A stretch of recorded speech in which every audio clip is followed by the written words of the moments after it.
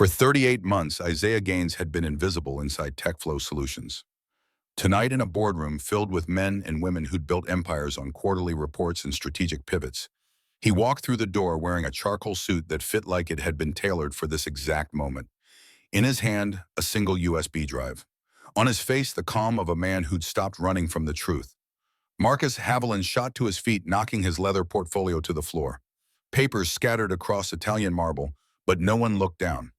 Every eye locked on the black man crossing toward the conference table, the one whose name barely registered in the company directory beyond a payroll entry and a security badge coded for basement access. Marcus's voice came out strangled, higher than the smooth baritone he used to command budget meetings and executive retreats. How did maintenance get past security? Isaiah stopped 3 feet from the table's edge. The USB drive caught the recessed lighting chrome flashing like a blade. His voice carried no anger. No triumph, just the weight of mathematics that couldn't be argued with. I'm not maintenance anymore, Marcus. I'm the engineer you tried to erase. Edward Langford leaned forward in the chairman's seat, silver reading glasses perched on a nose that had witnessed 3 decades of corporate warfare. The leather creaked beneath his shift. Explain yourself now! Isaiah pressed a button on the console. The wall screen behind him flickered to life. Code scrolled across the left panel, dense algorithmic structures written in a syntax that spoke to anyone who understood machine learning. On the right, identical code. Same variable names, same optimization protocols. Same author signature, buried in comment lines that most developers forgot existed. The timestamps told a story Marcus couldn't talk his way around. Left panel 18 months ago. Right panel 6 months later attributed to finance department.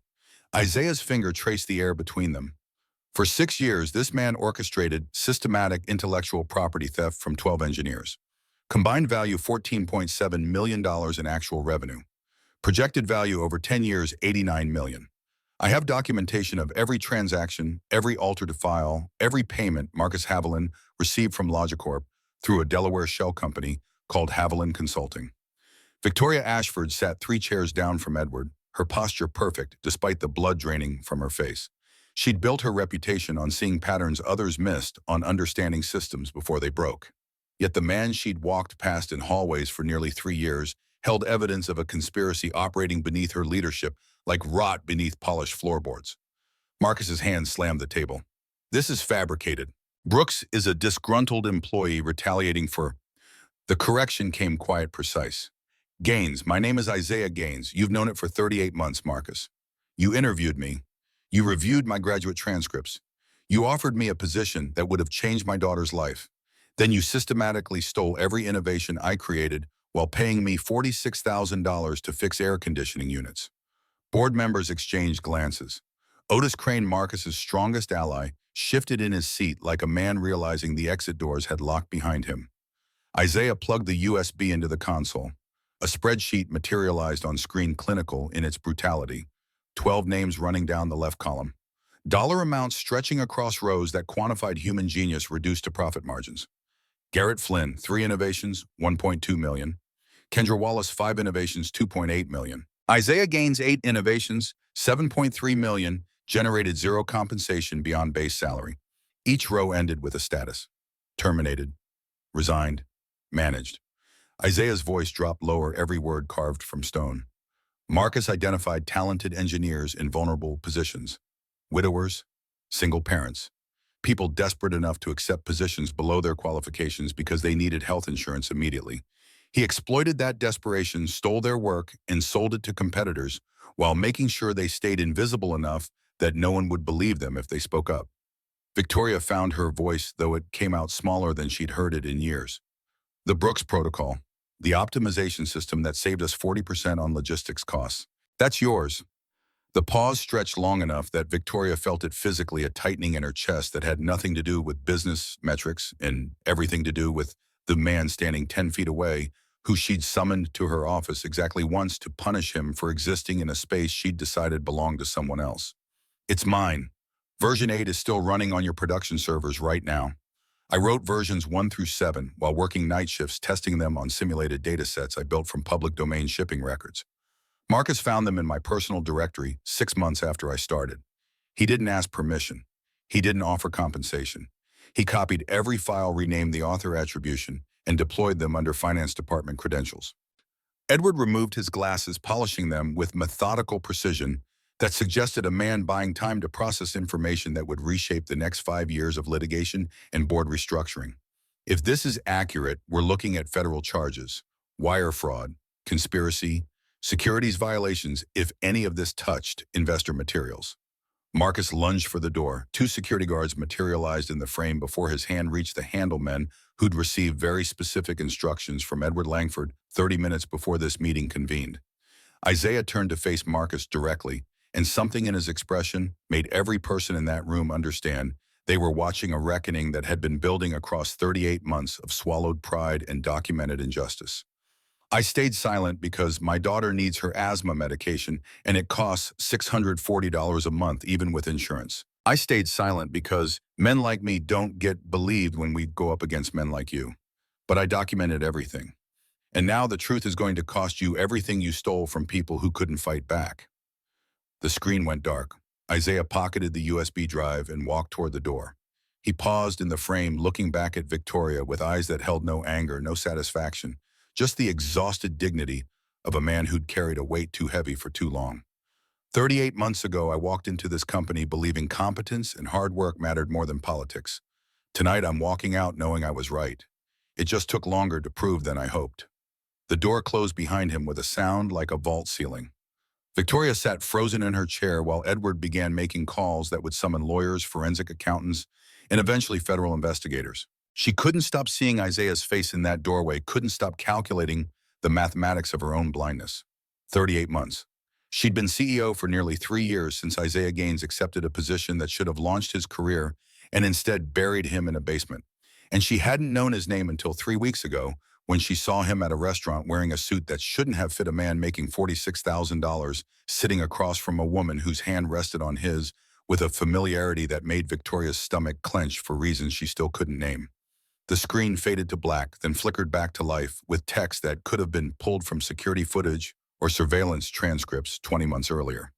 Gibson's Steakhouse occupied the kind of Chicago real estate where waiters memorized wine lists in 3 languages, and the cheapest entree cost more than Isaiah Gaines made in a day. Victoria Ashford sat across from Edward Langford and 2 venture capital representatives whose names she'd forget by morning, but whose checkbooks could determine whether TechFlow expanded to the West Coast or stagnated in regional irrelevance. Edward was explaining something about market penetration rates, his voice smooth with the confidence of a man who'd closed deals in 5 countries before lunch. Victoria nodded at appropriate intervals, tracking numbers in her head, while her eyes performed the habitual scan she'd perfected over 7 years of dinners like this one. Table arrangements, exit routes, anyone who might recognize her or require acknowledgement. Her gaze snagged on a man 3 tables away, seated in the section where indirect lighting turned faces into Renaissance paintings. Dark suit navy probably cut close enough to suggest someone cared about presentation. The color of his skin registered first not from prejudice, but from pattern recognition. Black professionals at Gibson's weren't rare, but maintenance workers were functionally invisible in spaces like this, and her brain needed 3 seconds to reconcile the categories. Recognition hit like touching a live wire. Isaiah Gaines, the night shift technician who'd fixed the elevator 2 months ago when it jammed with her inside, who'd appeared in the shaft opening with a headlamp and calm hands, who'd spoken maybe 15 words total before disappearing back into whatever basement corridor he'd emerged from. He sat across from a woman in her early 40s, dark hair pulled into a twist that suggested courtrooms or corporate negotiations. Documents spread between them on the white tablecloth. The woman's hand rested on Isaiah's forearm, not the casual touch of colleagues, but something weighted with reassurance or perhaps shared burden. Victoria's water glass paused halfway to her lips. Isaiah smiled at something the woman said, and the expression transformed his entire face. Not the careful neutrality she glimpsed in that elevator shaft, but genuine warmth that crinkled the corners of his eyes and showed teeth that caught the candlelight. She'd never seen him smile. Not once in the 18 months since he'd started working at TechFlow, though. Victoria couldn't actually pinpoint when that had been with any precision. He existed in her peripheral awareness the way emergency exits did necessary infrastructure, requiring no conscious attention until crisis demanded it. Edward's voice penetrated her distraction. Victoria, your thoughts on the timeline. She forced her attention back to the table to men discussing millions, while her mind churned with a question that had no business mattering.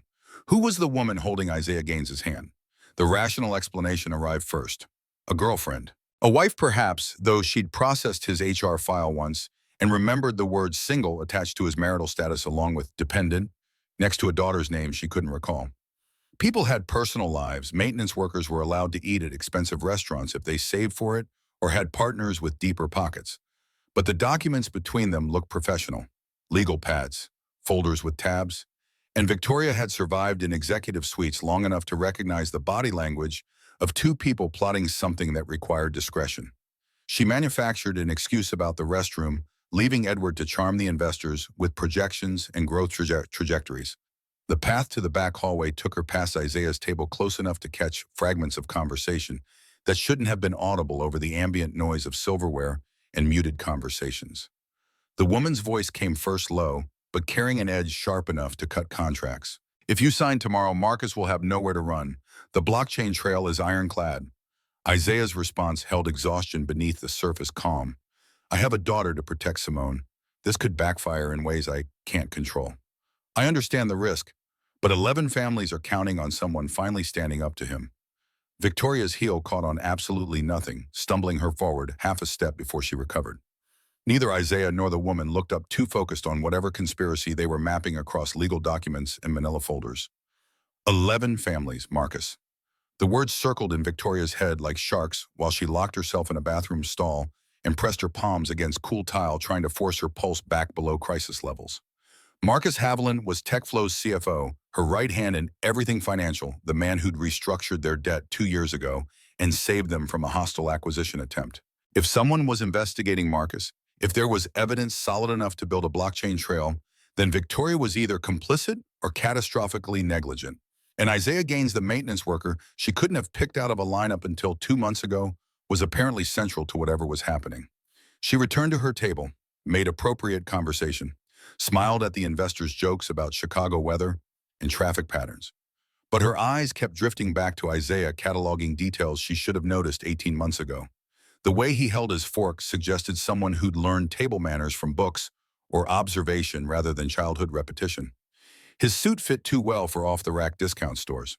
The watch on his left wrist was nothing remarkable, but he wore it like a man accustomed to checking time against deadlines that mattered. When the woman Simone reached across to make a point, Isaiah leaned in with the posture of someone listening rather than waiting to speak. His hands stayed still on the table, except when gesturing to emphasize something in the documents. No fidgeting, no defensive crossed arms. The body language of a man comfortable in his own skin despite sitting in a restaurant that charged $30 for soup. Victoria's chest hurt a physical ache that had nothing to do with the Chilean sea bass she was pretending to eat. She'd built her entire adult life on observation, on seeing patterns and predicting outcomes before competitors recognized the game had started. Yet she'd worked in the same building as Isaiah Gaines for 18 months and registered him as background scenery. Worse than scenery, at least she could identify the lobby furniture by sight. Jealousy arrived last, creeping in beneath the confusion and nascent guilt. Not jealousy of Simone exactly, but of the way Isaiah looked at her with complete presence, as if her words deserved his full attention. Of the casual intimacy in their body language, the shared purpose that let them sit in comfortable silence while reviewing documents that apparently threatened Marcus Haviland's freedom. Victoria had built her life on independence, on never needing anyone enough to give them power over her choices. Her mother had loved her father with consuming devotion, and when he left, she'd unraveled in ways that terrified 12-year-old Victoria into making vows about self-sufficiency and emotional fortresses that couldn't be breached from outside. She'd kept those vows for 22 years, built a career on ruthless competence and careful distance, became CEO at 34 because she made decisions without hesitation and never let sentiment cloud judgment. And now she was sitting in Gibson's Steakhouse, feeling something uncomfortably close to longing for a man she'd categorized as functionally invisible, whose competence she'd ignored, whose name she still had to consciously retrieve from memory, despite seeing him fix critical systems, failures that would have cost the company millions if left unaddressed. Edward finished the meeting with handshakes and promises to have contracts drafted by end of week. Victoria followed him to the valet stand, nodding at appropriate intervals, while her mind replayed that overheard conversation on an endless loop. Marcus will have nowhere to run. She pulled out her phone in the town car, ignoring Edward's continued analysis of the investor's body language and verbal commitments. Her fingers found the HR portal. navigating to employee records with practiced efficiency. Isaiah Gaines, employment start date 38 months prior. Position facilities, maintenance technician, night shift. Salary 46,000. Prior employment, Google Software Engineer 2. Education MS Computer Science, University of Illinois. Victoria read the line 3 times before the cognitive dissonance resolved into something approaching comprehension. Isaiah had a master's degree in computer science from a top 10 program. He'd worked at Google in a position that probably paid north of $140,000 before bonuses and stock options. And TechFlow employed him to fix air conditioning. She opened the archived job postings, searching back 38 months. Found the listing that should have been his. Senior AI engineer. Salary range $125,000 to $145,000. Requirements advanced degree in computer science. Published research in machine learning experience with optimization algorithms. Isaiah's resume attached to the posting showed 8 peer-reviewed publications, 2 patents from his Google tenure, and a thesis on neural network efficiency that had apparently won some kind of academic award she didn't have context to evaluate. The offer letter signed by Marcus Haviland read, "We're pleased to extend an opportunity in our facilities maintenance division. While we recognize your technical qualifications, we believe this role offers better work-life balance for your current family situation. Family situation. Single father with a daughter who needed stability, who probably couldn't afford to keep job hunting while his savings evaporated and his child went without health insurance." Marcus had identified desperation and weaponized it. Victoria's hands shook around the phone hard enough that Edward finally noticed her distraction. "Everything all right?" The lie came automatically. "Fine. Just reviewing some personnel matters." She couldn't tell him, not yet. Not until she understood what Isaiah and Simone were planning, what evidence they'd compiled, how deep the conspiracy ran. Not until she figured out why her chest felt hollow every time she pictured Isaiah in that elevator shaft, or sitting across from Simone with documents spread between them like battle plans. Not until she understood why she cared so much about a man whose name she'd learned 3 weeks ago. The town car dropped her at her Lincoln Park penthouse, all glass and steel and carefully curated emptiness. She poured scotch she didn't taste and stood at the window, watching Chicago spread below in geometric patterns of light and shadow. Somewhere in this city, Isaiah Gaines was putting his daughter to bed, reading her stories or checking homework, or doing whatever single parents did when they carried the weight of childcare alone. Tomorrow, he'd show up for a night shift that wasted a master's degree and published research fixing machines for $46,000 a year, while the code he'd written generated millions in revenue under someone else's name. And Victoria had spent 38 months not noticing, not caring, not seeing. She pulled up Isaiah's employee photo from the security badge database. The image showed a man in his mid-30s, clean-shaven, with close-cropped hair and eyes that looked directly at the camera without challenge or submission. No smile, just neutrality that could pass for professional courtesy if you didn't recognize it as armor. She'd walked past that face hundreds of times, seen him in hallways during the rare occasions she stayed late enough that night shift overlapped with executive hours. He probably held doors for her, stood aside in elevators, made himself small and unobtrusive the way those deemed unremarkable learned to do. The way black men in white spaces learned to do. Victoria drained the scotch and poured another, the burn in her throat doing nothing to settle the nausea building in her stomach. She'd believed herself above the casual racism that infected corporate culture like black mold behind drywall. She hired on merit, evaluated performance with objective metrics, treated everyone with professional courtesy regardless of background or demographic categories. But she'd also trusted Marcus Haviland to handle hiring and personnel decisions in divisions she didn't personally oversee. She'd assumed the organizational chart reflected actual competence rather than deliberate suppression. She'd built her empire on the invisible labor of people she'd never bothered to see. And now one of those invisible people was about to destroy her CFO, possibly her company, maybe her reputation. Unless Victoria could get ahead of it. Unless she could understand what Isaiah knew and whether the evidence would destroy everyone in blast radius or just the guilty. Her phone buzzed with a message from Vanessa Sterling, VP of Communications, and the closest thing Victoria had to a confidant in the executive suite. "Heard you saw IT maintenance guy at Gibson's. Marcus says he's been concerning lately. Insubordinate.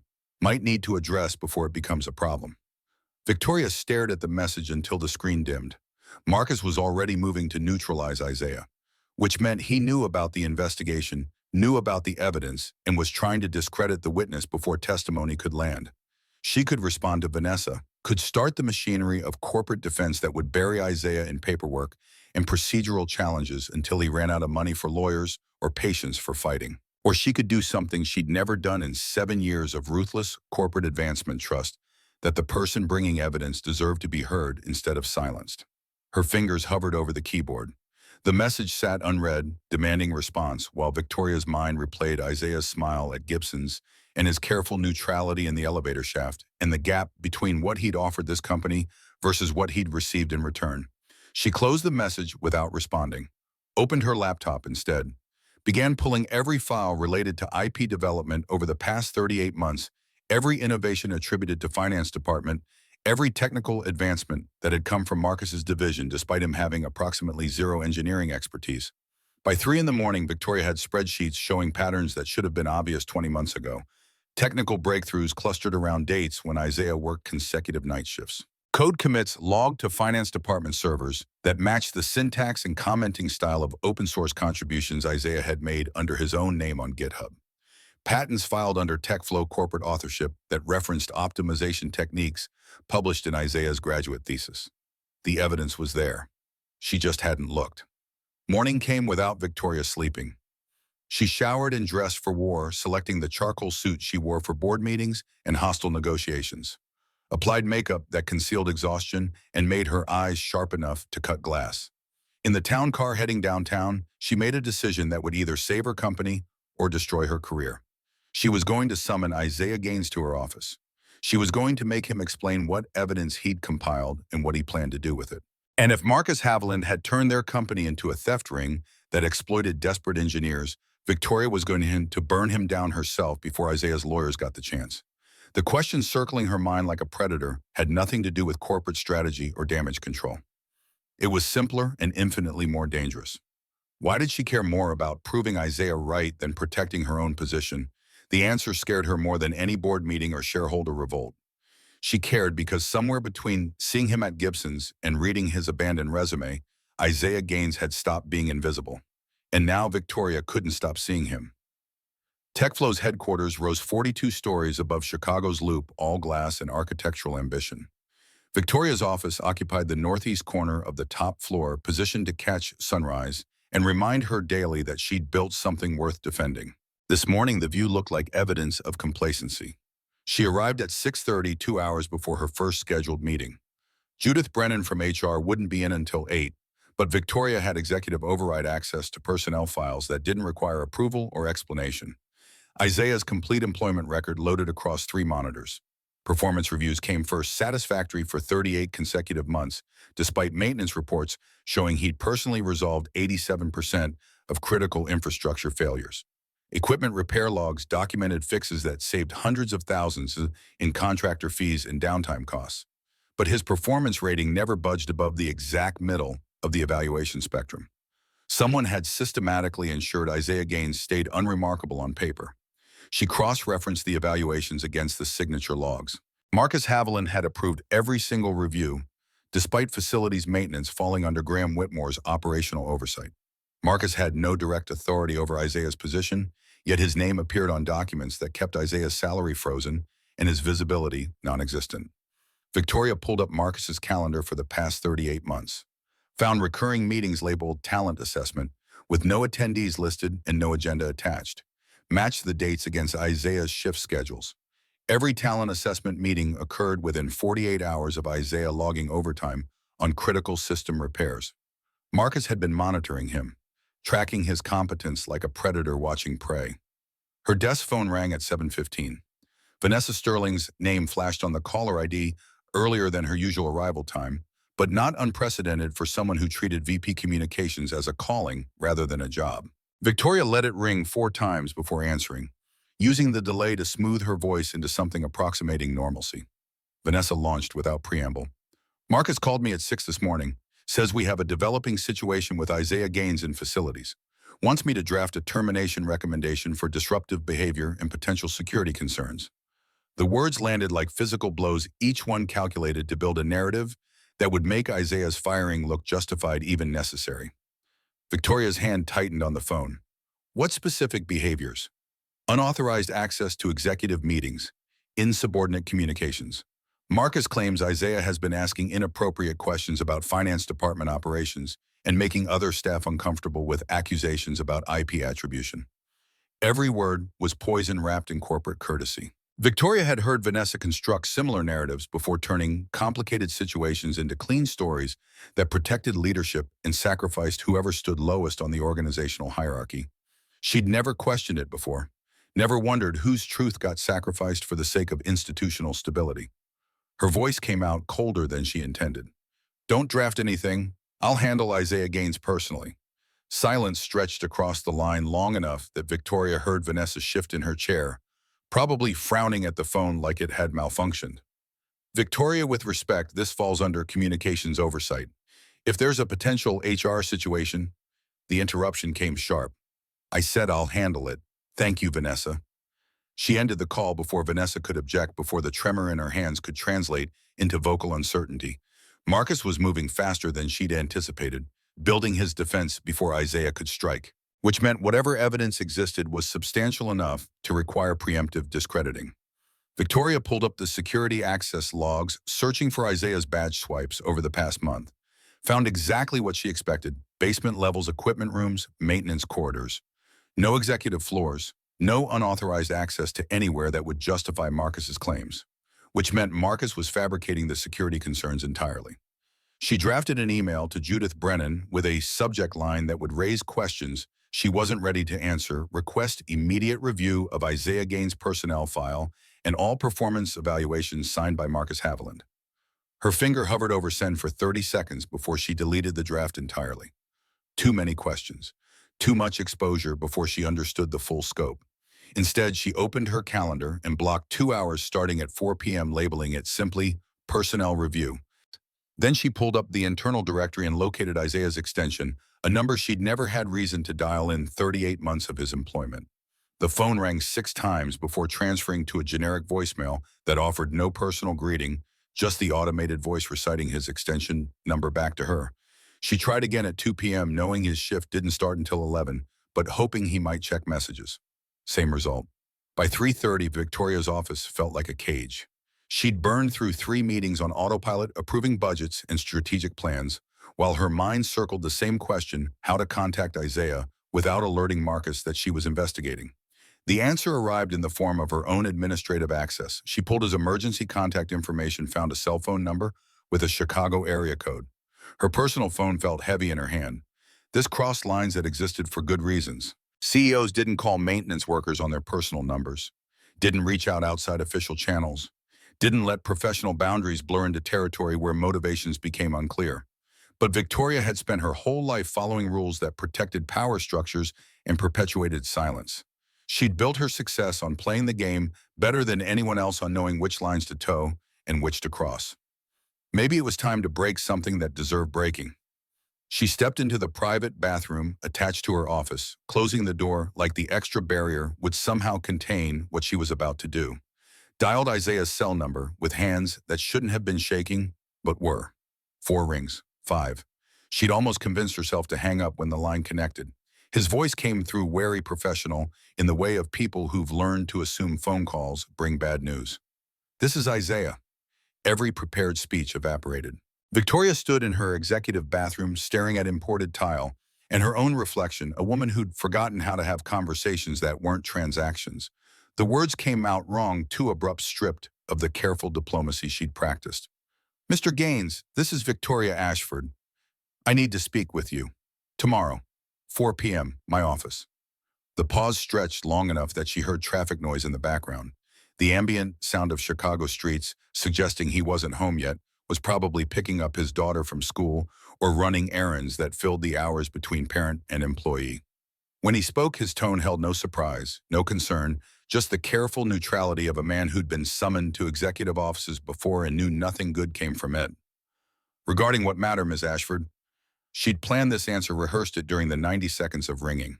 But standing here with his voice in her ear, real and present instead of theoretical, the corporate phrasing felt obscene. I saw you at Gibson's Steakhouse last Friday night. You were with someone discussing matters that appeared to involve TechFlow business. I need to understand what you're planning. The silence that followed carried weight, the kind of quiet that meant he was recalculating assumptions and reassessing threats. His response came measured, each word chosen with precision that suggested he knew this conversation was likely being recorded. I don't believe my personal dinner engagements fall under company oversight, Ms. Ashford. She closed her eyes, seeing him again in that navy suit, smiling at Simone with warmth Victoria had never witnessed directed her way. They do when they involve investigations into executive misconduct. The admission hung between them, irreversible. She'd just revealed that she knew about the investigation, knew enough to identify it as targeting someone in leadership, knew enough to be either threat or ally. Isaiah's voice dropped lower, losing the professional veneer and gaining something harder beneath. With respect, ma'am, if you're calling to threaten me into silence, you should know I've already provided testimony to investigators. Whatever Marcus has told you about me, whatever narrative he's building to discredit me, it won't work. The evidence speaks for itself. The words hit like fists, each one landing in the gap between what she'd intended and how he'd interpreted her. She'd wanted to offer help, to position herself as someone willing to listen, rather than protect the institution at all costs. But of course he'd hear it as intimidation. Of course, a black man working maintenance would assume the CEO calling his personal cell phone meant retaliation rather than support. She'd built that assumption herself through 38 months of invisibility. Her voice came out smaller than she'd intended, stripped of executive authority and left with something uncomfortably close to pleading. I'm not threatening you. I'm trying to understand what Marcus has done, and I'm trying to figure out if I can fix it before more people get hurt. The traffic noise on his end faded, suggesting he'd stepped inside somewhere, found privacy or at least distance from crowds. When he spoke again, exhaustion bled through the careful control. You can't fix this, Ms. Ashford. You can only decide whether you're going to help Marcus bury it or let the truth come out, because those are the only two options left. The line went dead before she could respond. Victoria lowered the phone, staring at her reflection in the mirror. Perfectly styled hair. Suit that cost more than Isaiah made in a month. Expression that revealed nothing of the chaos churning beneath professional composure. She looked like every CEO who'd ever sacrificed principles for quarterly earnings and called it strategic thinking.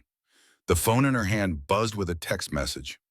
Unknown number, probably routed through some anonymizing service that investigators used when they wanted communication documented, but not easily traced. Ms. Ashford, this is Simone Calloway. Isaiah mentioned your call. If you genuinely want to understand the situation, meet me tomorrow at 7 a.m. Café Toulouse on West Randolph. Come alone. Victoria read the message 3 times, weighing risks and calculating angles. Meeting with an investigator without legal counsel present violated every protocol her position demanded. If this went wrong, if Simone was building a case that included Victoria's negligence alongside Marcus's fraud showing up alone, would hand over evidence of consciousness of guilt. But she'd spent 38 months not knowing Isaiah's name while he held her company together with invisible competence. She'd built her career on seeing patterns, and she'd missed the most obvious one. The one playing out beneath her leadership while she focused on markets and margins and strategic advantages. Maybe it was time to stop protecting herself and start trying to understand what she'd failed to see. She texted back a single word, agreed. Then she went back to her desk, pulled up security protocols for executive terminations, and started building a case that would justify firing Marcus Haviland before he could fire Isaiah Gaines. The evidence was there. She just had to be willing to use it, and willing to accept that doing the right thing might destroy everything she'd built. Café Toulouse opened at 6 for the downtown breakfast crowd, financiers and lawyers who needed caffeine before markets opened or depositions began. Victoria arrived at 6:40, early enough to claim a corner table with sightlines to both entrances, and late enough that the initial rush had thinned to scattered individuals bent over laptops and tablets. Simone Calloway walked in at 7, exactly carrying a leather messenger bag that looked expensive, in the way good tools did, rather than status symbols. She ordered black coffee without looking at the menu, paid cash, and crossed to Victoria's table with the purposeful stride of someone who'd conducted meetings in worse locations under tighter security. She sat without invitation or pleasantry, setting the messenger bag on the chair between them, like establishing a buffer zone. Her eyes moved across Victoria's face with clinical assessment, cataloging details that probably fed into some investigator's profile about credibility and risk. You came alone. That's either brave or foolish, depending on whether you're actually trying to help or just managing liability. Victoria's coffee had gone cold while she waited, bitter grounds settling at the bottom of the cup.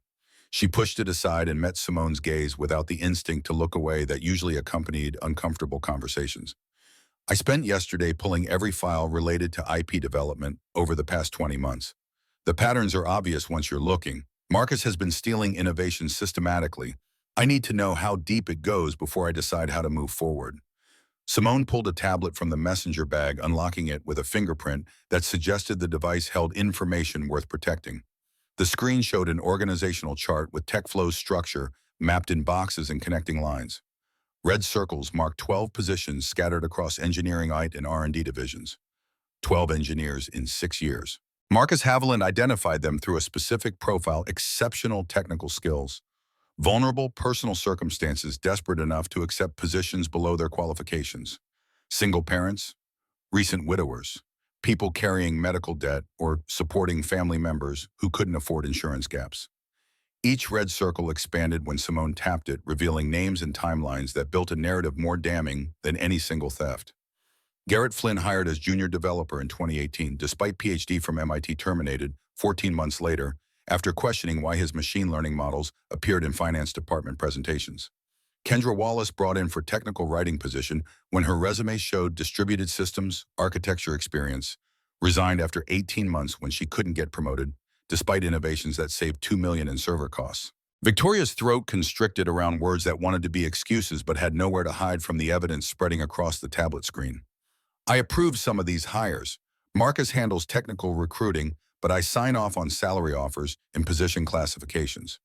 You signed documents Marcus prepared.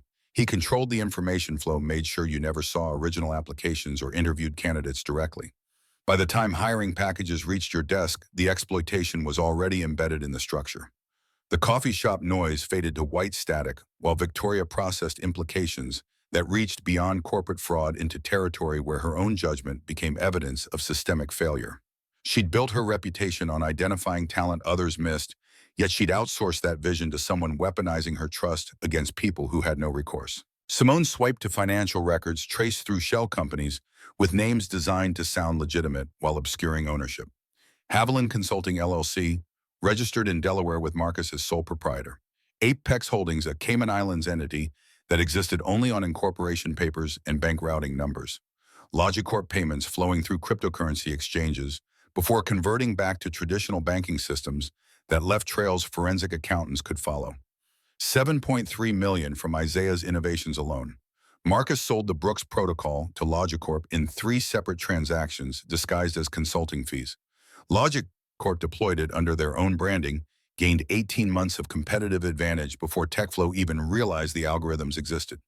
Numbers populated the screen with clinical precision, each transaction documented through blockchain verification that couldn't be altered or disputed.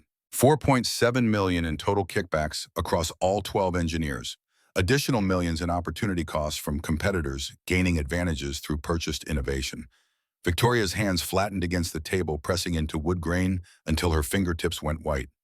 Why didn't any of them report it? We have whistleblower protections, anonymous hotlines. The look Simone gave her could have flashed frozen water. You have protections on paper. In practice, you have HR reporting directly to Marcus's office performance reviews that Marcus influences regardless of reporting structure, and a culture where loyalty to leadership matters more than accuracy of attribution. Garrett Flynn filed 3 internal complaints before he was terminated. Each one disappeared into HR without investigation. Kendra Wallace tried going to your board, got referred back to Marcus for operational oversight. The tablet screen shifted, showing email exchanges Victoria recognized from her own inbox. Marcus recommending terminations for performance issues. Marcus suggesting engineering reorganizations that move talented people into positions where their innovations could be harvested without visibility. Edward Langford suspected something 8 months ago when quarterly numbers stopped matching technical advancement timelines. He hired me to investigate financial irregularities, expecting to find embezzlement or kickback schemes with vendors. What I found was systematic exploitation that was legal just long enough to establish patterns before crossing into fraud. Simone's finger traced connections on the screen, linking Marcus's shell companies to specific engineers and their stolen work.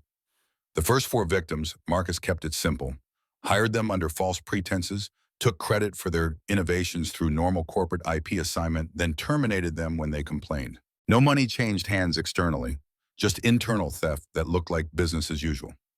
But starting with victim 5, a woman named Patricia Keene, who developed an encryption protocol now worth $12 million, Marcus realized he could monetize the theft. He started selling innovations to competitors before deploying them internally.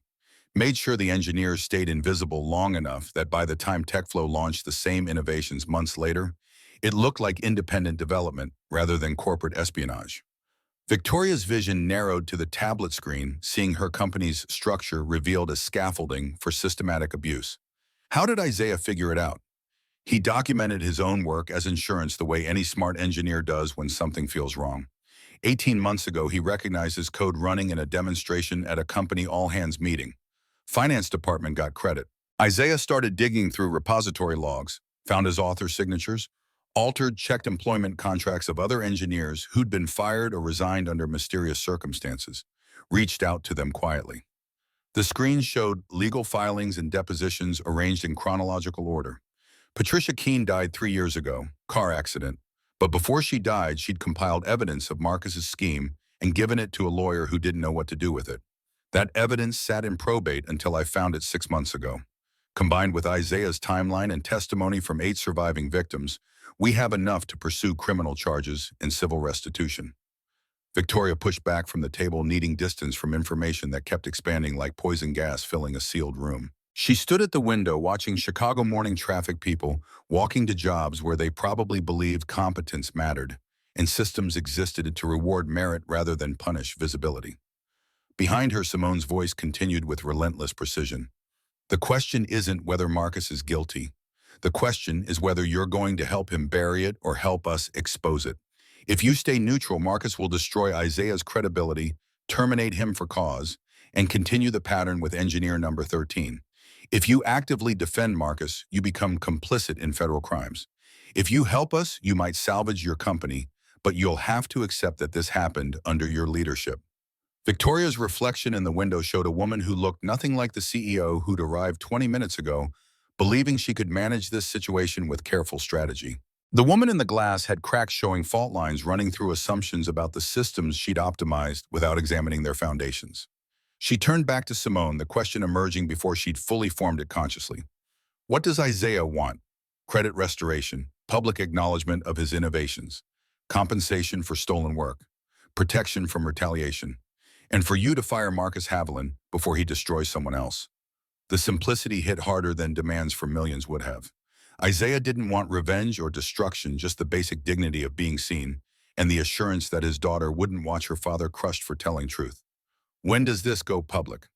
Simone closed the tablet, the screen going dark like a door shutting on choices that had already been made. Board meeting is in 10 days. Edward presents preliminary findings. If you want to control the narrative, you need to move first. If you wait for the board to force action, you look complicit rather than decisive. She stood slinging the messenger bag over her shoulder with the practiced motion of someone always preparing to leave before situations deteriorated. Isaiah doesn't trust you. You've given him 20 months of reasons not to, but he's willing to let you try proving him wrong. Don't waste the chance. Victoria remained at the table long after Simone departed, watching cold coffee develop an oil slick on its surface while her mind tried to process timelines and calculate consequences. She could fire Marcus today, claims she'd just discovered the fraud position herself as decisive leadership responding to criminal behavior. But that story required throwing Marcus to prosecutors while pretending 20 months of warning signs hadn't existed. Required ignoring that she'd signed documents approving hirings designed to exploit desperation. Her phone showed 8:15. Morning meetings would start soon.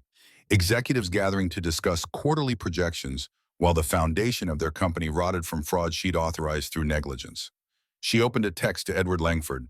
Need to discuss Simone's findings before board meeting, today if possible. The response came within 30 seconds. My office, 10 a.m. Come prepared to make hard choices. Edward's office occupied the opposite corner of the executive floor, decorated with the understated wealth of old money that never needed to announce itself. He sat behind a desk reviewing documents Victoria recognized from Simone's tablet. He gestured to the chair across from him without looking up, finishing whatever passage had his attention before removing his glasses and meeting her eyes with the expression of a man who'd presided over corporate disasters before. Simone briefed you on the scope. 12 engineers, 6 years, $14.7 million in stolen IP. Marcus personally profited $4.7 million through shell companies and competitor kickbacks. Edward nodded like she'd confirmed rather than revealed information. Legal says we're looking at wire fraud conspiracy, potentially securities violations. Criminal exposure reaches you through negligent oversight, though probably not enough for charges if you cooperate with investigation. The probably landed like a physical blow. What's your recommendation? Terminate Marcus immediately.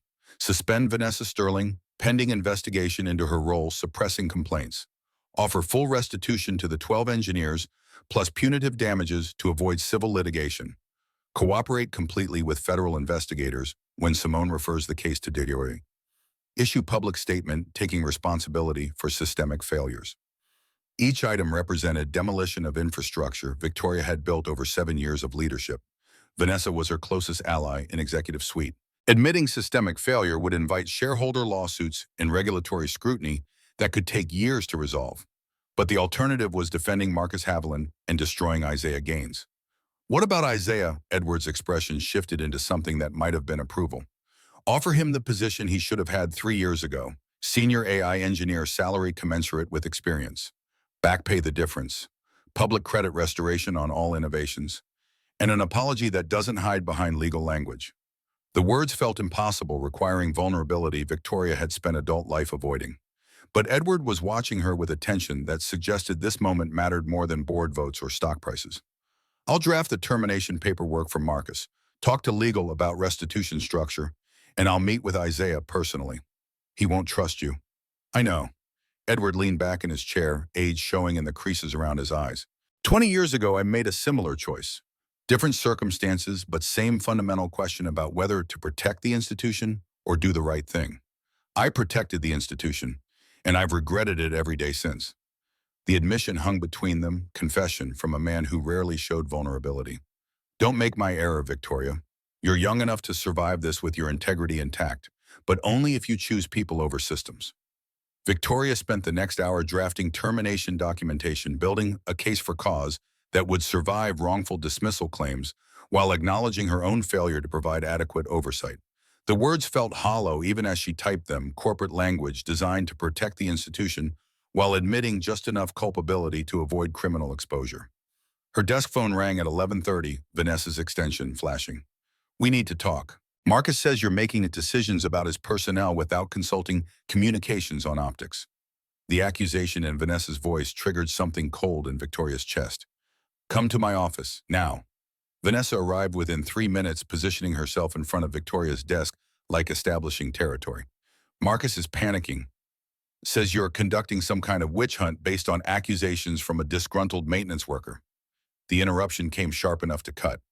Isaiah Gaines hasn't been terminated, and the accusations come from a federal investigator hired by Edward Langford to examine systematic IP theft that you helped conceal. Color drained from Vanessa's face. I didn't conceal anything. I managed internal complaints according to established protocols. You buried 3 separate complaints from Garrett Flynn. You referred Kendra Wallace to Marcus's oversight when she tried going to the board. You drafted performance reviews that kept Isaiah Gaines trapped in maintenance despite contributions that saved this company millions. That's not protocol, Vanessa. That's conspiracy. Silence stretched between them, weighted with years of professional alliance dissolving into evidence that would probably land both of them in depositions. Vanessa's hands clenched and unclenched at her sides. Finally, Vanessa's voice emerged smaller than Victoria had ever heard it. Marcus said we were protecting the company from people trying to leverage their positions for inappropriate compensation. He showed me documentation of inflated credential claims, performance issues. I thought I was doing my job. The defense sounded sincere in the way self-deception often did, but intention didn't erase impact. You're suspended pending investigation. Legal will be in touch about your cooperation level and potential immunity if you testify honestly. Vanessa's face went from pale to ashen. Victoria, please. I have a mortgage, car payments, my mother's nursing home. Isaiah Gaines has a daughter with asthma. He makes $46,000. You make $220,000 plus bonus. Don't ask me for sympathy you wouldn't have extended to him. Vanessa left without further argument, shoulders hunched in defeat. Victoria felt no satisfaction, only awareness that anger had found a target in someone who'd helped build the machine, even if she hadn't designed it. She signed Marcus's termination documents at 4:15, authorizing his immediate removal and revocation of access to company systems. Security would execute the termination at 5 o'clock. But Victoria had one task that couldn't be delegated, one conversation that required her to face consequences directly. Isaiah's personnel file listed a Southside address apartment building in a neighborhood Victoria had never visited. She drove herself, declining the town car that would have announced her arrival like invasion force. The building looked tired, brick facades showing water damage and windows that probably leaked heat in winter. Victoria climbed 3 flights of stairs, finding apartment 3C at the end of a hallway where children's voices echoed from behind closed doors. She knocked, hand trembling from adrenaline or fear, or the unfamiliar sensation of approaching someone as supplicant rather than authority. Footsteps approached from inside, hesitating at the peephole before locks disengaged. Isaiah opened the door 6 inches, creating barrier with his body. He wore jeans and a worn Northwestern t-shirt, barefoot, looking like a father interrupted during evening routine. Exhaustion around his eyes suggested he'd spent the day anticipating this confrontation. "Ms. Ashford, this is unexpected." The formality in his voice hurt worse than anger would have. Victoria's prepared speech evaporated. "I met with Simone Calloway this morning. She showed me the evidence. I'm terminating Marcus today and offering full restitution to all 12 engineers. I came to tell you personally and to ask what you need from me to make this right." A voice from inside the apartment, high and young, cut through before Isaiah could respond. "Daddy, who is it?" Isaiah's expression shifted, protective instinct overriding whatever calculation he'd been making. "Give me a minute, Brielle." He stepped into the hallway, pulling the door mostly closed, creating privacy that protected his daughter from witnessing whatever came next. They stood in the cramped space with stained carpet and flickering fluorescent lighting. Isaiah's voice came out flat, drained of emotion. "What I need is for my daughter to stop asking why her father cleans toilets when he went to college. What I need is for her classmates to stop telling her that maintenance isn't a real job. What I need is 3 years of my life back." Each word landed with precision, spoken with quiet intensity that carried more weight than volume. Victoria absorbed them, accepting the indictment because defending herself would require lies that dishonored the truth of his experience. "I can't give you those years back, but I can restore attribution on every innovation. Put your name on patents where it belongs. Offer you the senior AI engineer position you should have had from the start with back pay for the difference. And fire Marcus Haviland in a way that makes clear his behavior was criminal." Isaiah's jaw worked, muscles tensing beneath skin. "Why now? You've had 3 years to notice. What changed?" The question deserved honesty, even if honesty made her look worse. "I saw you at Gibson's Steakhouse with Simone. I was jealous before I even knew who she was. That jealousy made me pay attention in ways I should have been paying attention all along. And when I started looking, I couldn't believe what I'd missed." Something flickered across Isaiah's face, surprise or calculation. "You were jealous of what?" Victoria's throat constricted around words that felt dangerous to speak aloud. "Of the way you smiled at her, the way you looked comfortable in that space, of the fact that she clearly knew you in ways I'd never bothered to." The admission hung between them, more confession than she'd intended, revealing dimensions of her failure that extended beyond negligent oversight. Isaiah's expression softened fractionally. "I don't know if I can trust you. You've given me 3 years of reasons not to. But Simone says you're willing to testify against Marcus. Is that true?" "It's true. I'm meeting with Edward in legal tomorrow to finalize termination and plan for criminal referral to Dodie. Marcus will be gone by end of business today, and I'll make sure everyone knows why."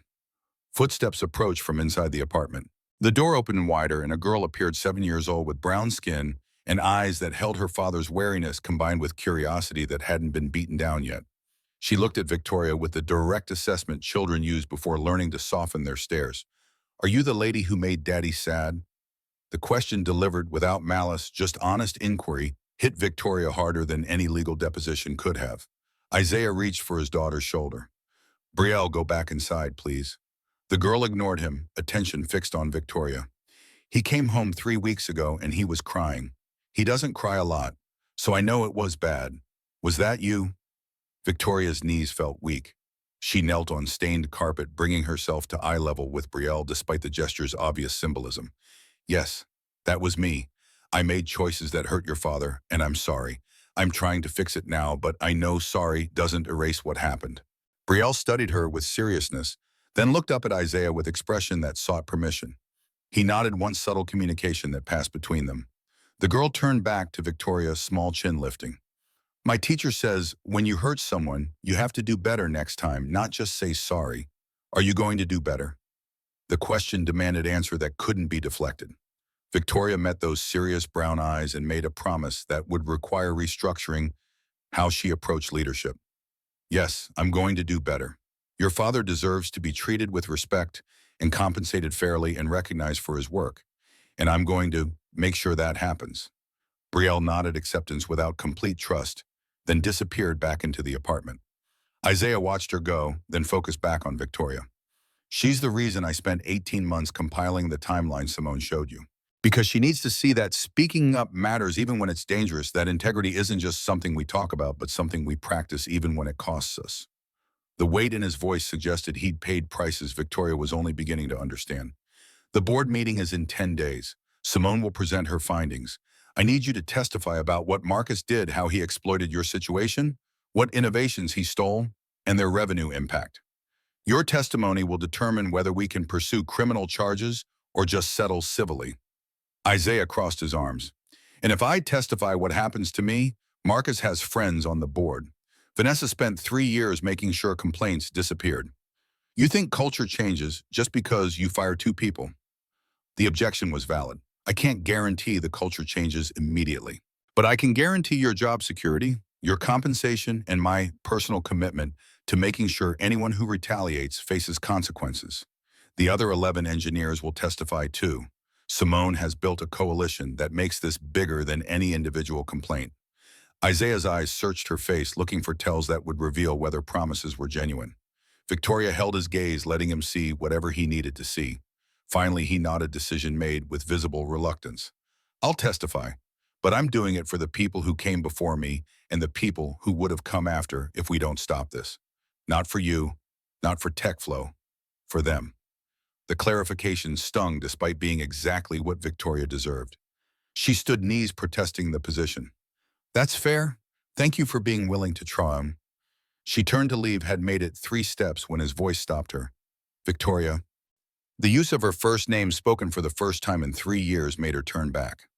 When you fire Marcus, make sure everyone knows why.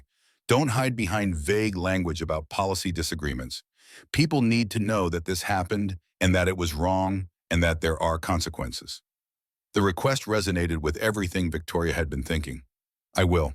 And Isaiah, I'm sorry it took me this long to see you. He nodded once, then disappeared into his apartment. Victoria descended 3 flights with legs that felt unsteady. Her phone buzzed. Marcus terminated at 1700 hours. Security escorted him from building.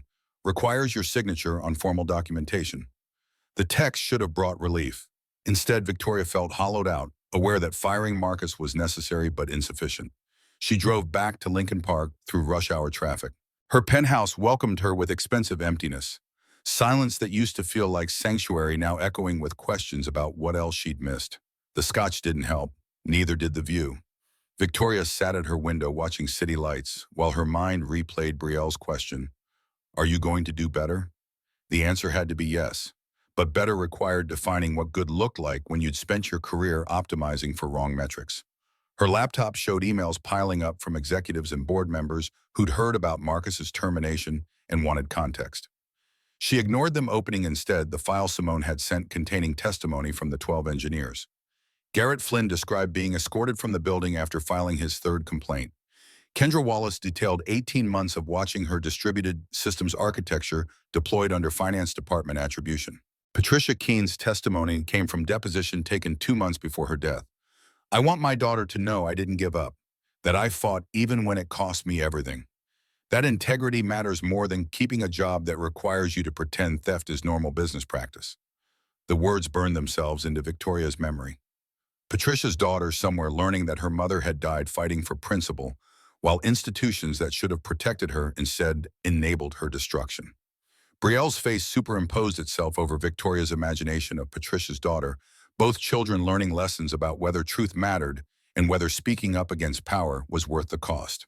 She pulled up Isaiah's technical publications, reading abstracts that demonstrated thinking sophisticated enough to reshape entire industries. neural network optimization protocols, distributed processing architectures, machine learning algorithms that learn from sparse datasets with efficiency that shouldn't have been possible.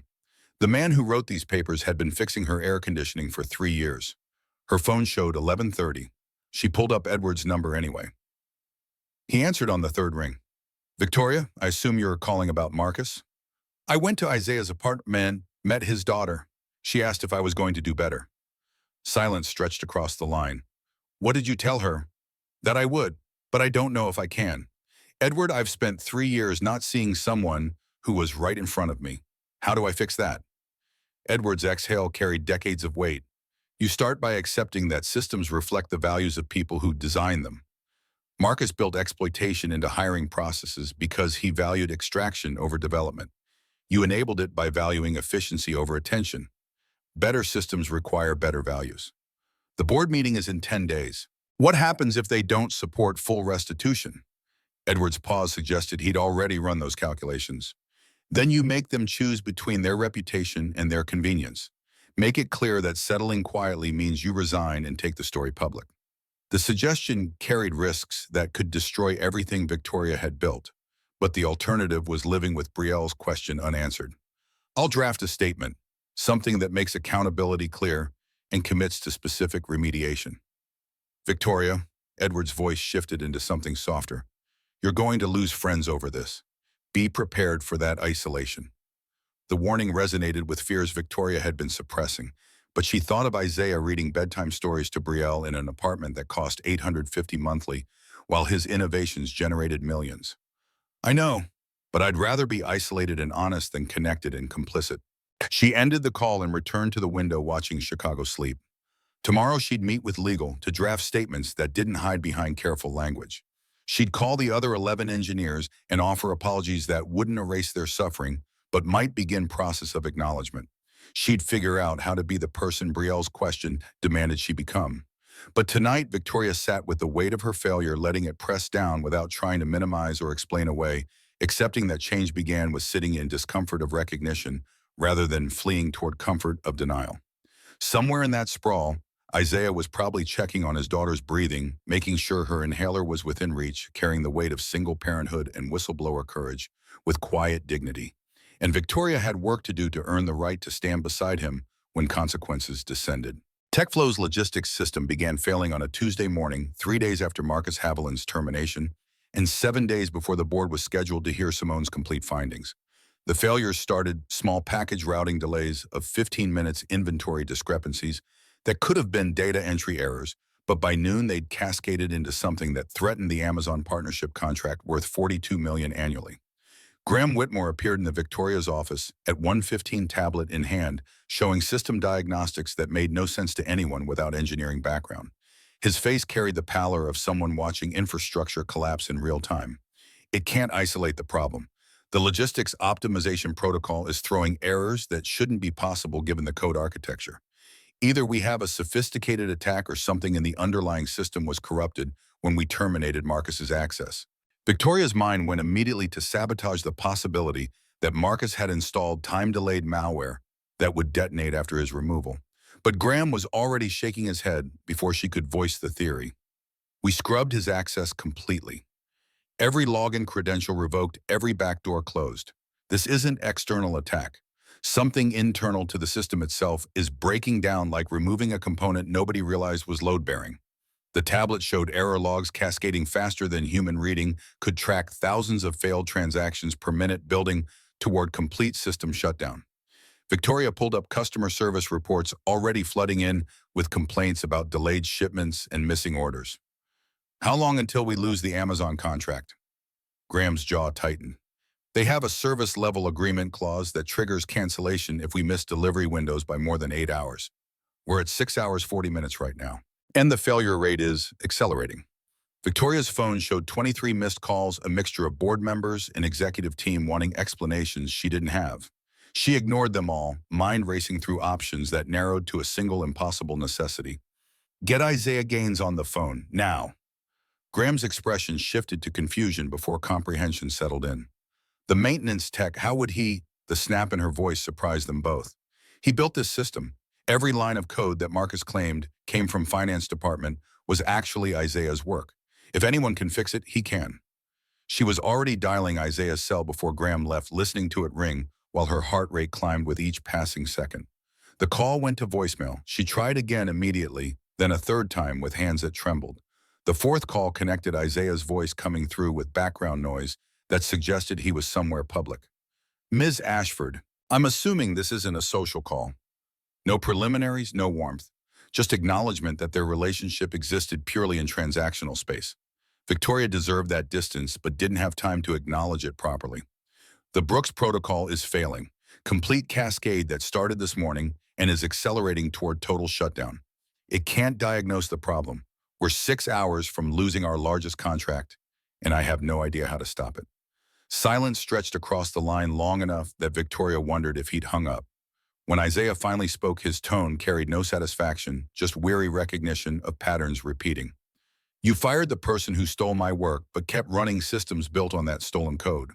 Did anyone think to check whether Marcus had inserted dependencies that would break without his continued access? The possibility hadn't occurred to Victoria or apparently anyone on the IT team. Can you fix it? Another pause waited with calculation about cost and benefit. Bring your laptop to my apartment. All administrative access credentials. And Victoria, if I do this, we establish terms first. I'm not doing you a favor. I'm preventing innocent people from losing jobs because of wars between executives. The line went dead before she could agree. Victoria grabbed her laptop and emergency access codes, texting Graham that she'd be off-site for the next several hours. The drive to Isaiah's apartment took 30 minutes through midday traffic. By the time she reached the Southside building, customer service had logged 417 complaints, and the delivery delay window had expanded to 7 hours 20 minutes. 40 minutes from contractual breach that would cost millions and probably trigger her removal as CEO. She climbed 3 flights faster than dignity normally allowed, arriving at Isaiah's door, breathing hard from exertion and stress. He opened before she could knock, dressed in the same worn Northwestern shirt expression, carefully neutral. Come in, laptop on the kitchen table. Don't touch anything I'm not explicitly asking for. The apartment looked different in afternoon light, smaller than she'd registered during evening visit, furnished with pieces that prioritized function over aesthetics. Brielle sat cross-legged on the couch doing homework, her glance toward Victoria brief and assessing before returning to math problems that looked too advanced for second grade. Isaiah had already set up his workstation, 3 monitors arranged on a folding table, code editors and terminal windows open to systems Victoria recognized from TechFlow's back-end infrastructure. He'd gained access somehow without official credentials, which raised questions about security she'd address later, if there was a later. He gestured to the chair beside him without looking away from screens. Administrative access codes. Read them out loud. She recited 16-character alphanumeric strings from memory, watching Isaiah's fingers move across the keyboard with speed that suggested muscle memory from years of practice. Windows populated with system information that shouldn't have been accessible from external network.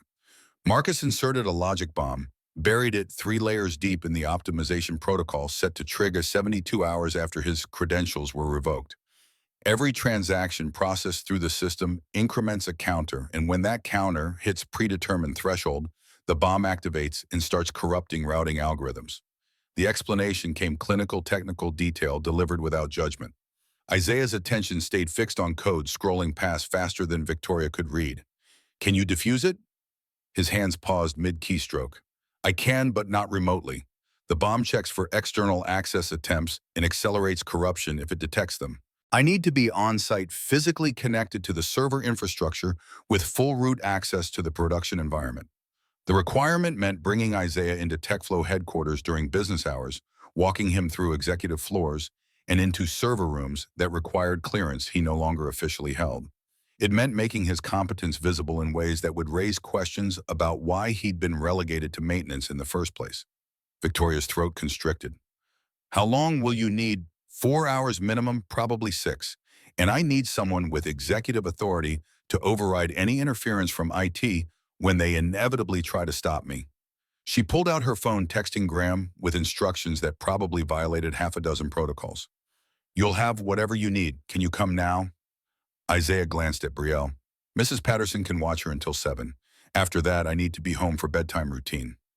The detail reminded Victoria that Isaiah's world operated on different priorities.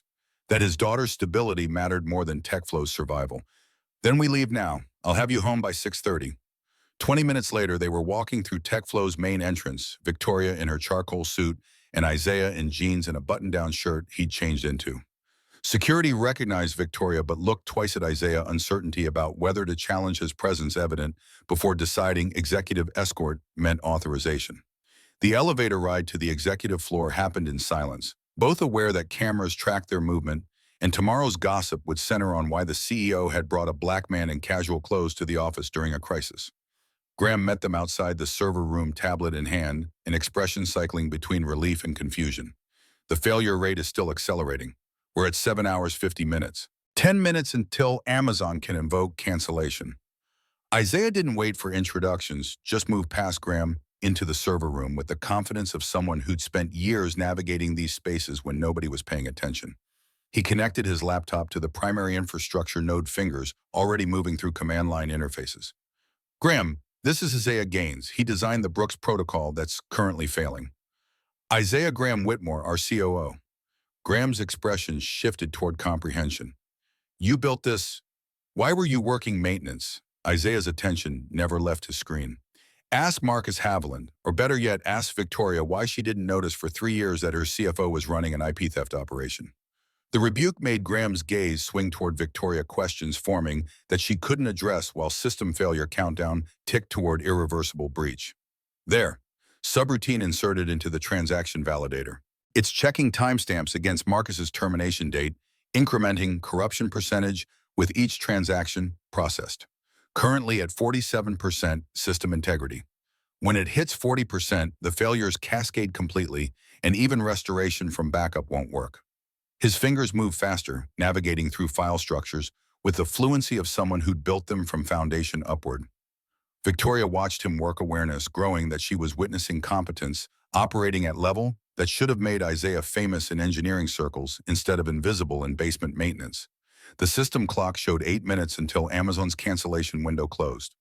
Isaiah's jaw tightened while he typed commands that looked like incantations to Victoria's untrained perception. Lines of code appeared on screen, replacements for corrupted modules being written in real time without reference to documentation. Graham, I need you to authorize shutdown of customer-facing systems for 90 seconds. Every transaction that processes while I'm deploying the fix increases risk of permanent corruption. Graham looked at Victoria for confirmation. She nodded once, sharp enough that Graham pulled out his phone and started making calls that would suspend operations at cost of thousands per second. 6 minutes. Isaiah deployed his fix, watching progress bars that seemed to move slower than physics should allow. The server room's climate control hummed in background, maintaining temperature while humans sweated from stress. 4 minutes. The progress bar reached completion. Isaiah's hands flew across keyboard, executing verification protocols.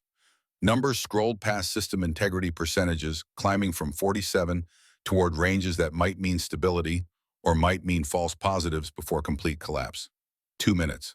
It's holding. System integrity at 72% and climbing. Customer-facing systems can resume operations. Graham relayed the authorization while Victoria's knees went weak with relief.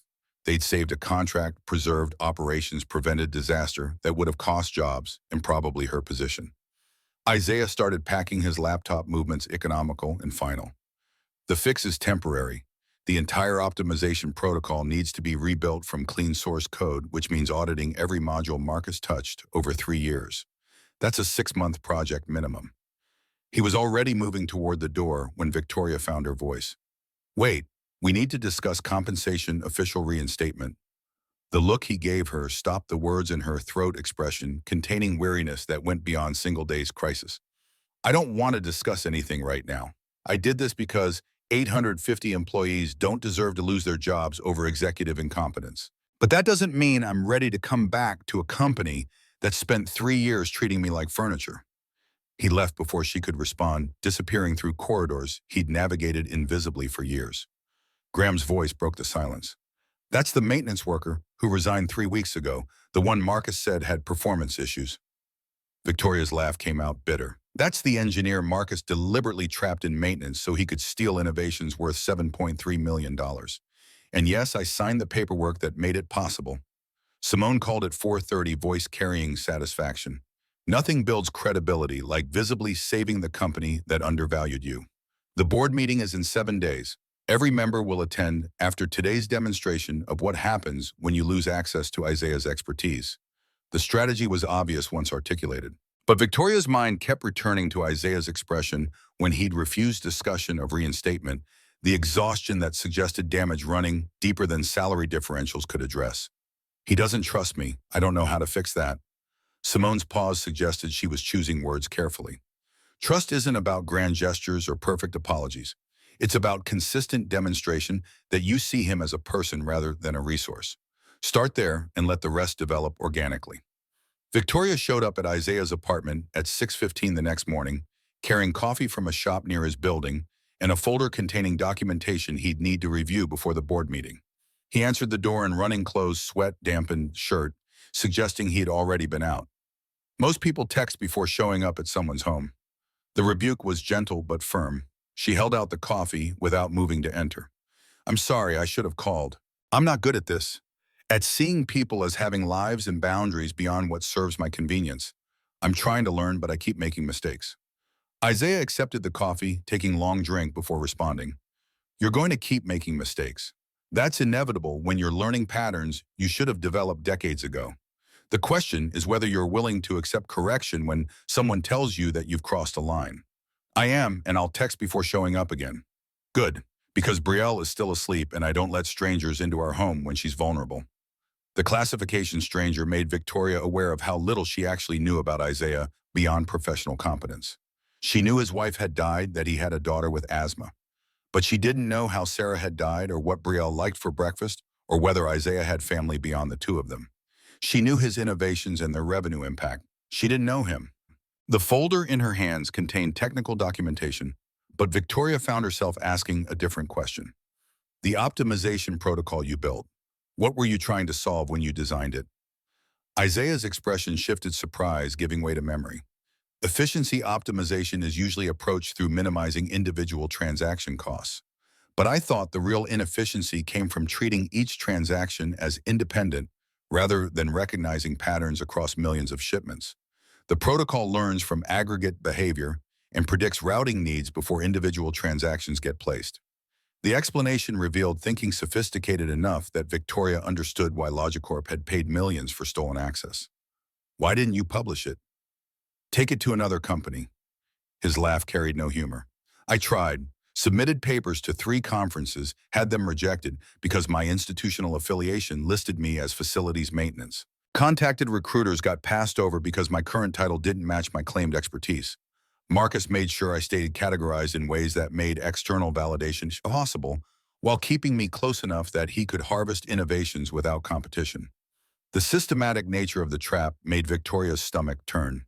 I'm putting your name on every patent application that used your code, amending filings to list you as primary inventor. It won't undo the theft, but it will establish public record of your contribution. Isaiah's hands tightened around the coffee cup before he consciously relaxed the grip. Why now? You could wait until after the board meeting, use patent amendments as evidence without giving me credit until legal proceedings resolve. The question deserved honesty. Because Brielle asked if I was going to do better, and better means acting like your recognition matters independently of whether it serves my strategic interest. The patent amendments should have happened 3 years ago. Doing them now is still 3 years late, but better late than never. Something in Isaiah's expression softened fractionally. I'm tired, Victoria. Tired of fighting, tired of documenting everything in case someone tries to erase me again. I testified for Simone because stopping Marcus matters. I fixed your system yesterday because people's jobs matter. But I don't know if I have energy left to care whether you personally recognize my contribution. The admission landed with force that made Victoria aware of how much she'd been asking without considering cost. Then don't worry about whether I recognize you. Worry about whether the recognition lets you build a life where Brielle sees her father valued appropriately. Isaiah studied her face, searching for tells. Victoria met his gaze without deflecting. Finally, he nodded once. The board meeting is in 7 days. I'll testify about what Marcus did. But I'm doing it in a public session where journalists can attend and transcript will be matter of record. No closed-door executive sessions where my testimony gets sanitized for institutional protection. The demand ran counter to how boards typically handled internal investigations. But Isaiah was right to refuse privacy that could be weaponized into silence. I'll make sure Edward knows. And Isaiah, thank you. He opened his apartment door, preparing to retreat. But before the door closed completely, his voice emerged one final time. You haven't earned my trust, but you're earning my willingness to see if you might eventually earn it. That's all I can offer right now. The distinction mattered more than gratitude, acknowledgement that transformation took time and Victoria's journey had barely started. The next 6 days unfolded in cascading preparation. Legal teams reviewed Simone's evidence and prepared presentations that would make Marcus's guilt undeniable. The other 11 engineers provided depositions that built mosaic of systematic exploitation. Victoria met with each engineer personally. Garrett Flynn accepted her contrition with weariness of someone who'd stopped expecting justice years ago. Kendra Wallace demanded specific commitments about hiring practices before agreeing not to pursue separate litigation. Patricia Keene's daughter attended the meeting as representative of her mother's estate, 17 years old, with her mother's eyes and fury that made Victoria aware of legacy beyond quarterly earnings. The girl listened to apologies with expression that suggested she'd heard too many empty words from adults who'd failed her mother. My mom died thinking her work didn't matter, that fighting for recognition was wasted effort. If you actually mean to change anything, make sure other daughters don't have to learn that their parents' brilliance got stolen. Victoria abandoned her prepared remarks. I can't bring your mother back or undo the theft that hurt her, but I can make sure her innovations get attributed correctly, that her name appears on patents where it belongs, and that the systems that enabled her exploitation get rebuilt so they can't be weaponized against the next engineer. The girl nodded once, not forgiveness, but acknowledgement that intention might eventually translate into action. By the morning of the board meeting, Victoria had memorized Simone's evidence presentation and rehearsed her own testimony until words lost meaning through repetition. She'd prepared for hostile questions for media coverage that would frame her as either decisive reformer or negligent executive. She'd prepared for everything except the weight of Isaiah's attention when she entered the boardroom and found him already seated, dressed in navy suit that reminded her of Gibson's Steakhouse. Edward called the meeting to order at 10 o'clock precisely. This emergency session addresses systematic intellectual property theft and financial fraud perpetrated by former CFO Marcus Haviland over 6 years. Ms. Calloway will present findings. Following her presentation, we'll hear testimony from affected engineers and vote on criminal referral to the Department of Justice.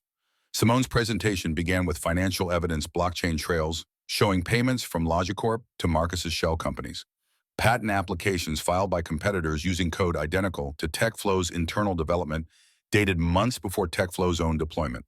Then Simone introduced the human cost photographs of 12 engineers appearing on screen alongside their hiring documents. Original applications requesting senior positions, Marcus's revisions downgrading them to roles that wasted their expertise. Isaiah's photograph appeared larger than the others, his original application for senior AI engineer displayed beside the maintenance technician offer he'd accepted. The juxtaposition made visible what Victoria had missed for 3 years. Simone yielded the floor to Isaiah, who stood with folder containing 3 years of insurance against erasure. His hands were steady on the lectern, voice calm.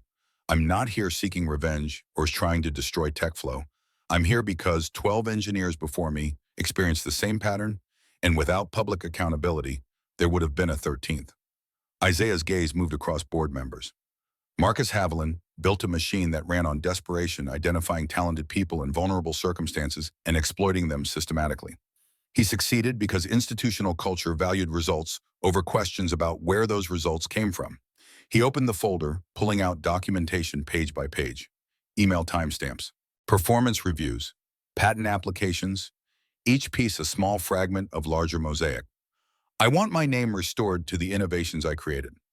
I want compensation for the 3 years of wages I should have received, and I want systems changed so that recognition doesn't depend on whether someone with power decides you deserve to be seen. That's what justice looks like. Anything less is just reputation management. The boardroom sat in silence. Edward was the first to speak. The evidence speaks for itself. I move that we terminate Marcus Haviland for cause, forfeit all severance and deferred compensation, and refer this matter to the Department of Justice for criminal prosecution. Victoria found her voice.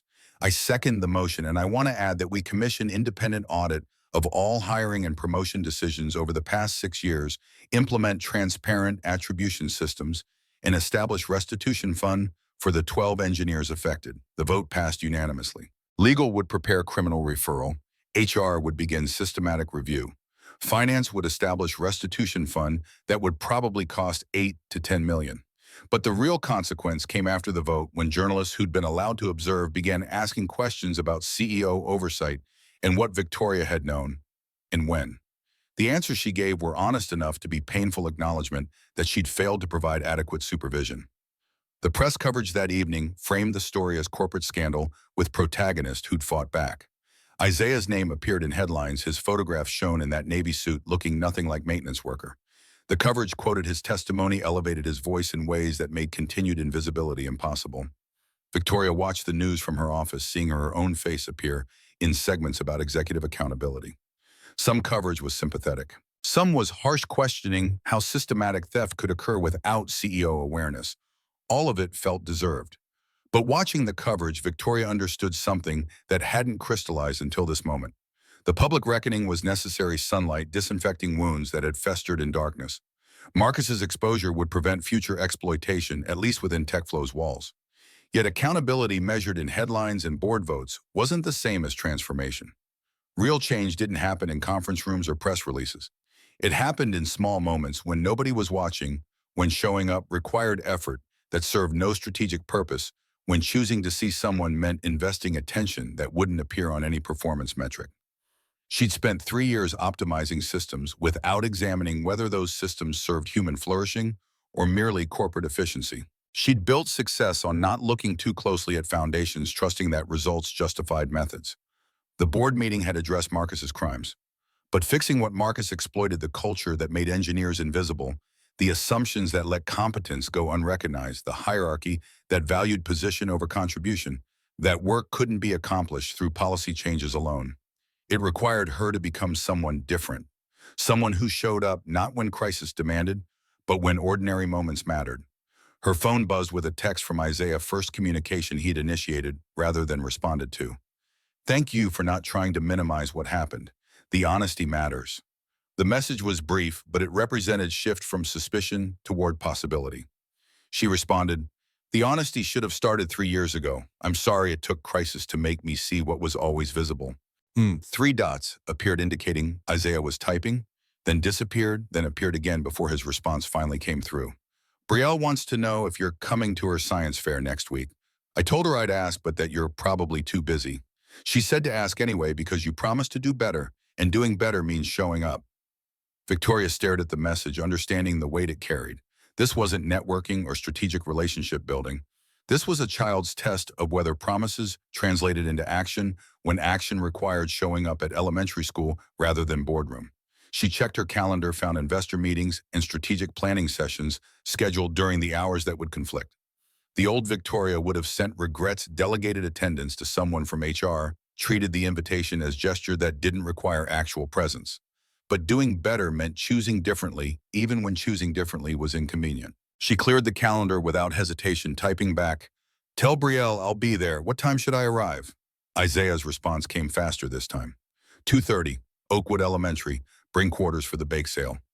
Victoria set the reminder, then spent the evening reworking her schedule to accommodate the kind of attention that couldn't be delegated or optimized. Tomorrow she'd meet with the other 11 engineers to finalize restitution agreements. Next week, she'd attend a second grader's science fair because doing better meant showing up when presence mattered more than strategic value. The work of transformation had barely started. She'd fired Marcus, exposed the fraud, committed to policy changes that might prevent future exploitation. But those were necessary corrections to past failures, not sufficient foundation for different future. Building that future required daily choices to see people rather than extract utility from them. Required accepting correction when she crossed boundaries. Required showing up at science fairs and learning names and investing attention in ways that felt inefficient by every metric she'd spent her career optimizing. Isaiah hadn't forgiven her, hadn't offered friendship or warmth or easy reconciliation. He'd offered willingness to see if she might eventually earn trust through sustained demonstration of change. That willingness was more valuable than forgiveness because it demanded she prove herself through action rather than words, through consistency rather than grand gestures, through choosing to see when seeing was hard. Victoria stood at her window watching Chicago settle into night, the city continuing its patterns oblivious to small reckonings happening in penthouse apartments and Southside hallways. Somewhere in that sprawl, Isaiah was probably reading Brielle a bedtime story, checking her inhaler, carrying the weight of single parenthood with the same quiet dignity he'd shown in the boardroom. And next week, Victoria would show up at an elementary school science fair with quarters for the bake sale, taking one small step toward becoming someone whose promises about doing better were backed by actions that proved the words meant something. The transformation wouldn't happen overnight. Trust couldn't be purchased through restitution checks or policy reforms. But Victoria was learning that the most important work happened in moments that would never make headlines, in choices to show up when nobody was keeping score, in daily practice of seeing people as fully human rather than resources to be optimized. She'd spent her career climbing toward this view, this elevation that had separated her from ground-level reality. Now she understood that real leadership meant descending from the tower, walking into spaces where her title meant nothing, and her presence was measured by whether she brought quarters for the bake sale. It was a smaller kind of power than she'd built her identity around, but it was the only kind that mattered to a 7-year-old testing whether adults kept their promises. And keeping that promise felt more important than any board vote or shareholder meeting Victoria had ever navigated.